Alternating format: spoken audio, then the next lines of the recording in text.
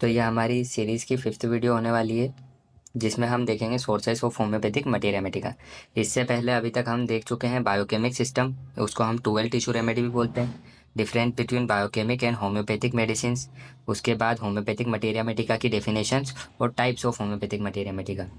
हाय, मैं हूँ ईशु चौहान और आपका स्वागत करता हूँ न्यू होम्योपैथी में। यहाँ मैं बीएचएमएस स्टूडेंट के लिए इंपॉर्टेंट कॉन्सेप्ट को सिंपल तरीके से समझाता हूँ। आज की वीडियो में हम देखेंगे sources of homoeopathic materia Medica. तो आइए शुरू करते हैं। Sources of homoeopathic materia Medica, पहले इसको समझते हैं। Sources of homoeopathic materia Medica से कहना क्या चाहता है? होम्योपैथिक मटेरिया मेडिका जो है वो एक बुक है, काय की बुक है, जिसके अंदर हमने रिकॉर्ड किया है। क्या रिकॉर्ड किया है? सारे सिम्टम्स, साइंस और सिम्टम्स को रिकॉर्ड किया है। अब साइन और सिम्टम्स हमें कहाँ से मिलेंगे? प्रूविंग से मिलेंगे। ठीक है, प्रूविंग हमने कहाँ कहाँ पे की है? ह्यूमन बींग के ऊपर हम प्रूव कर सकते हैं मेडिसिन को, एनिमल्स के ऊपर कर सकते हैं और प्लांट के ऊपर कर सकते हैं। इसी के साथ कुछ और जगह होती है जहाँ से हमें सिम्टम्स मिल सकते हैं, जैसे क्लिनिकल ऑब्जर्वेशन, एक्सीडेंटल सोर्स, किसी ने एक्सीडेंटली कोई सा जहर पी लिया हो, ठीक है, उससे, किसी को किसी जानवर ने काट लिया हो एक्सीडेंटली, उससे। टॉक्सिकोलॉजिकल सोर्स, किसी को ओवरडोसिंग हो गई हो, उससे। केमिकल सोर्स, जो ड्रग है उसकी केमिकल प्रॉपर्टीज जान के हम पता कर सकते हैं। एम्पेरिकल सोर्स, जो पहले से चली हुई मेडिसिन आ रही है उन सब से। और डॉक्टाइन और सिग्नेचर से। तो आइए इन सबको एक एक करके देखते हैं। तो सबसे पहला हमारा आ जाता है proving on healthy human being. तो इसमें सबसे पहले हम डेफिनेशन देखते हैं। We can obtain sign and symptoms of homoeopathic medicine by proving them on healthy human being. हम हेल्थी ह्यूमन बींग के ऊपर मेडिसिन को प्रूव करके साइन और सिम्टम्स ऑब्टेन कर सकते हैं। इसी को हैनेमन सर ने रियल साइंटिफिक वे बोला है। ठीक है, इसी को हैनेमन सर ने रियल साइंटिफिक वे बोला है गेटिंग साइंस और सिम्टम्स का, कि जो मेडिसिन है वो हमेशा जो है ह्यूमन बींग के ऊपर प्रूव होनी चाहिए। By this we can record the same in systemic way. हम इससे जो है सेम सिस्टमिक वे में रिकॉर्ड कर सकते हैं। अब ये हमने पहले भी देखा है। सेम सिस्टमिक वे से मतलब क्या है? कि जैसे हमने किसी मेडिसिन को खिलाया पेशेंट को, तो जो सिम्टम्स पहले प्रोड्यूस होते हैं उनको पहले लिखेंगे, जो सिम्टम्स बाद में प्रोड्यूस होते हैं उनको बाद में लिखेंगे। तो इससे हमें सिस्टमिक वे में पता लग सकता है कि मेडिसिन ने सबसे पहले जाके बॉडी के अंदर क्या काम किया, फिर सेकंड नंबर पे क्या काम किया, थर्ड नंबर पे क्या काम किया। इसके बाद जो है proving on healthy animals. Animals के ऊपर प्रूव करके भी हम कुछ साइंस एंड सिम्टम्स ऑब्टेन कर सकते हैं।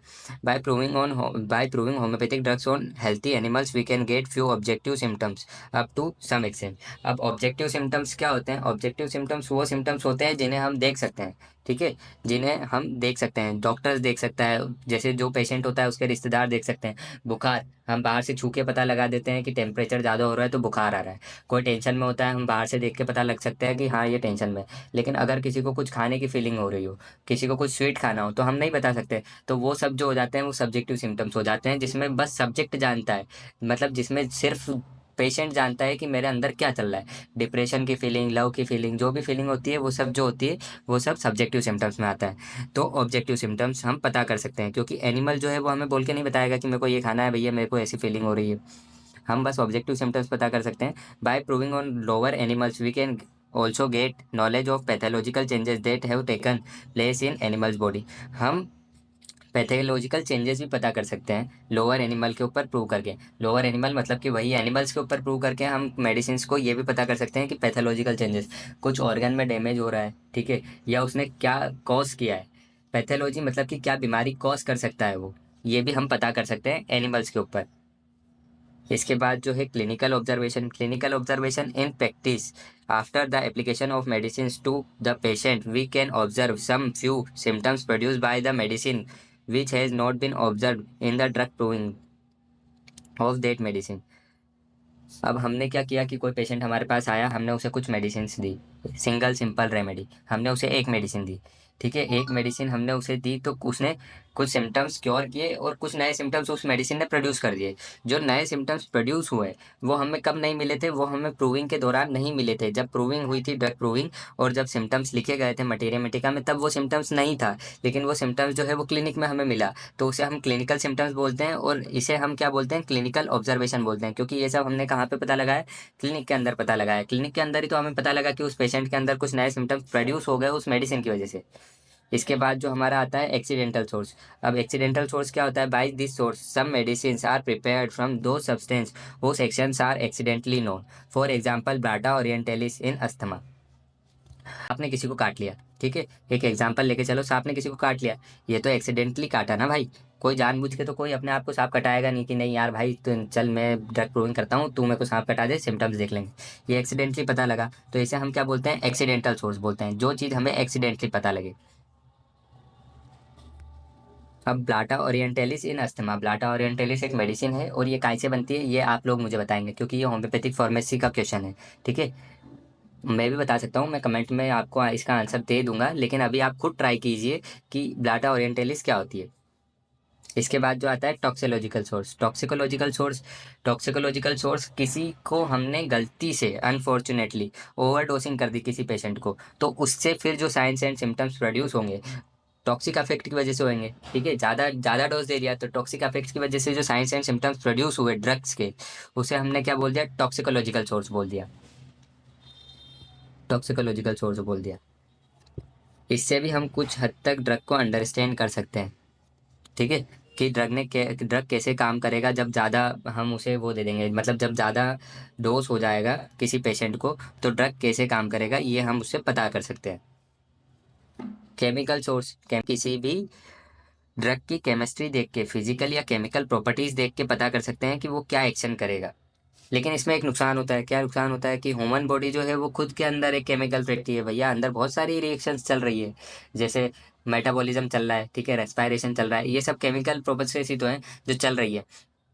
खाने का पचना, अंदर खुद में HCl है स्टोमक के अंदर इतना सारा, तो खुद एक केमिकल प्रोसेस है, इसलिए हम इस पे यकीन नहीं कर सकते कि एक्चुअल साइंस एंड सिम्टम्स जो बाहर हम देख पा रहे हैं कि ये मेडिसिन प्रोड्यूस करेगी, वो वाकई में प्रोड्यूस करेगी भी या नहीं करेगी। Produce by the drug on the body में भी डिफरेंस, वो डिफरेंट भी हो सकते हैं, हो सकता है कि प्रोड्यूस करे, हो सकता है अंदर अपनी खुद की एक रिएक्शन कर ले और दूसरे साइंस एंड सिम्टम्स प्रोड्यूस करे। But the studying of the chemistry of drug we can get an idea about its action on the body, लेकिन कुछ हद तक हम पता कर सकते हैं कि क्या काम करेगा। तो हमारा केमिकल सोर्स भी हो गया। इसके बाद हमारा आता है एम्पेरिकल सोर्स। इसे तो मैं ऐसे याद रखता हूँ कि एम्पायर्स जो थे वो कब होते थे, एम्पायर्स राजा महाराजा के टाइम पे। राजा महाराजा कब होते थे, बहुत पुराने समय में होते थे ना, तो ये एक ट्रेडिशनल सोर्स है, बहुत पुराने समय से चलता आ रहा है। इसके बाद this can be observe from the general therapeutic study of the drug, general therapeutic study of the drug मतलब कि कोई सा ड्रग बहुत पुराने ज़माने से यूज़ हो रहा है, लेकिन उसकी थेरेपेटिक पावर हमने अभी पढ़ी कुछ समय पहले, और हमें पता लगा कि हाँ ये ड्रग ऐसे काम करता है। ठीक है, फॉर एग्जाम्पल कैलेंडुला, कैलेंडुला बहुत काफ़ी टाइम से यूज़ होता था इंजरी के लिए और एंटीसेप्टिक के लिए। प्रूविंग ऑन प्लांट्स, प्लांट्स के ऊपर proving some symptoms of the drug can be studies by proving them on plants, because homeopathic medicine act on all living animals and plants.